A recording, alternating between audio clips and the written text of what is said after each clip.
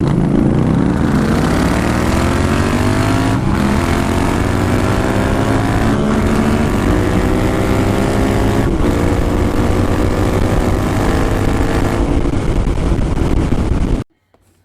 guys, this is a video to show you how these pin connectors work. I know some people that just doesn't understand how they work or how convenient they are to have, especially when you're hooking up new switches or any kind of electrical work that you're doing on your motorcycle or your car.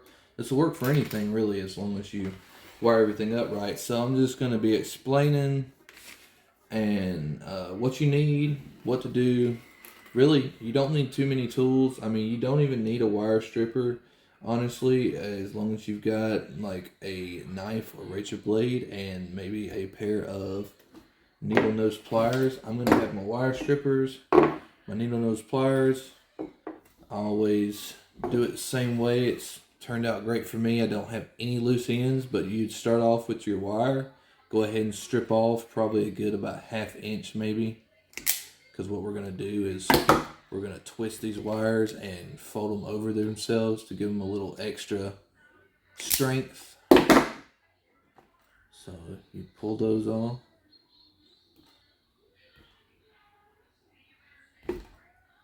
Okay, so you got your bare wires now. Go ahead and twist those. It's pretty straightforward, guys. Very simple.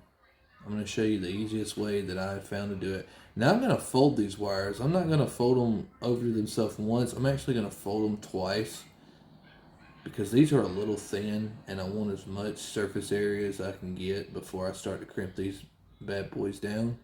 So that's what you'll probably be looking like when you're finished. Just like probably not even a 1/4 inch of wire past the strip part. But depending on whether you're using the female ends or the male ends, I'm not sure if you can see those very well, but you have your female and you have your male.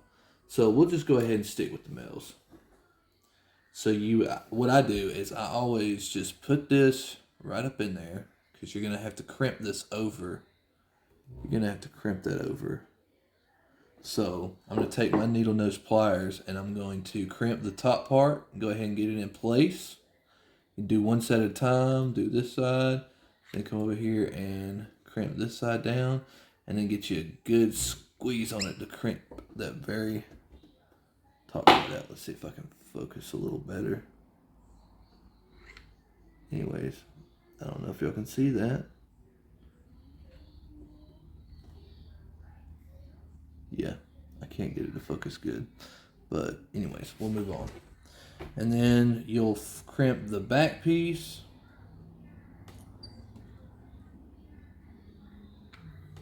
Get you a good nice crimp. Squeeze it down. And you'll know if you have a good crimp, because when you go to pull apart of these things, they're not going to pull apart. It's going to stay on there.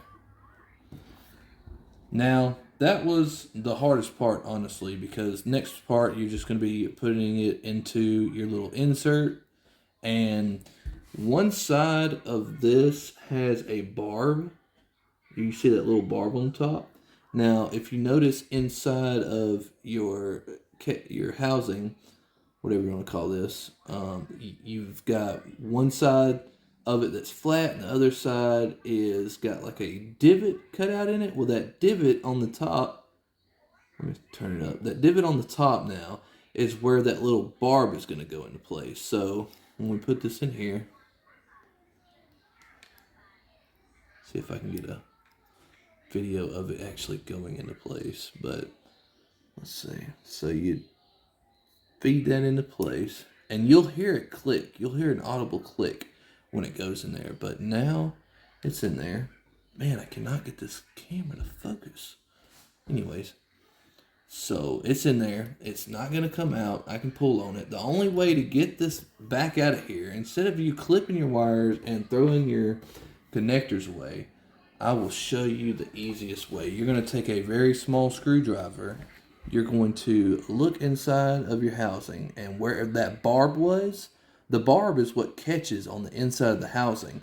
So you're going to take that screwdriver and push that barb down and then slide your cable out the back. And that way you don't have to waste it. You can reposition wires if you need to.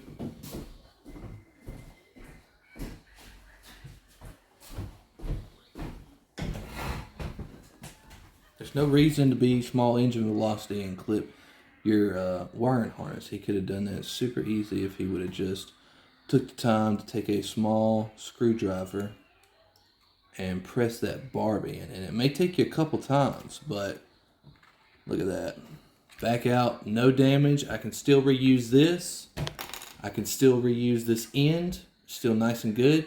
And if that barb on the end gets pushed down, all you gotta do is push it back up just a little bit. All it does is catch on the inside of the housing, and you're good to go, guys. And I'll show you an example. I've actually got a new left side switch for the Honda Ruckus that I just installed, and usually on the left side switch they all come in one big 9-pin connector, but I don't have a 9-pin connector, and out of the 9 pins, only 8 pins are being used. So I just split it off into a 6-pin and a 2-pin, and the 2-pin is your horn, and your 6-pin is your blinkers and your headlights. And all I've got to do is figure out which wires on the ATR harness go to the blinkers and headlights, and I will put them in a new housing. Well, actually, they're already in the housing. I may just need to swap the, no, they're in a 9-pin housing. So I'm going to take them out that 9-pin housing, and I will figure out which wires go to the headlights and blinkers, figure out which ones are what. I know what they are on here. Blue and white is your power, and then the other 4 are 2 for the headlight and 2 for the blinkers. But I will put it on the new housing, and then I'll be able to slide those into place, have all new connectors, and then I will figure out what's the power to the horn and what's the actual horn function wire, and I will put those in a housing as well, and then those will slip right into place just like that. And then even though it's not as clean as the one 9-pin connector, the two individual 2-pin and 6-pin connector is going to work just fine. There's going to be absolutely nothing wrong with that. You're never going to be able to see it, so I'm not worried about it. And yeah, guys, hopefully this video helps you figure out how to wire things up a little differently without just totally destroying your harness. But yeah, if you're ever needing to take those out, now you know how to. Flathead screwdriver and a little bit of patience, and crimping those wires, super easy. I did this whole switch in about 10 minutes. All 8 wires, both connectors, everything. Figuring out which wire was what, because the switch actually had a diagram that came with it that tells you which wire is what. But I had to separate them and make sure I got all the corresponding wires going in the right connectors slots, so I can line them up with the other side of the harness. But yeah, guys, hopefully this video helps you out. I hope you guys have a good day.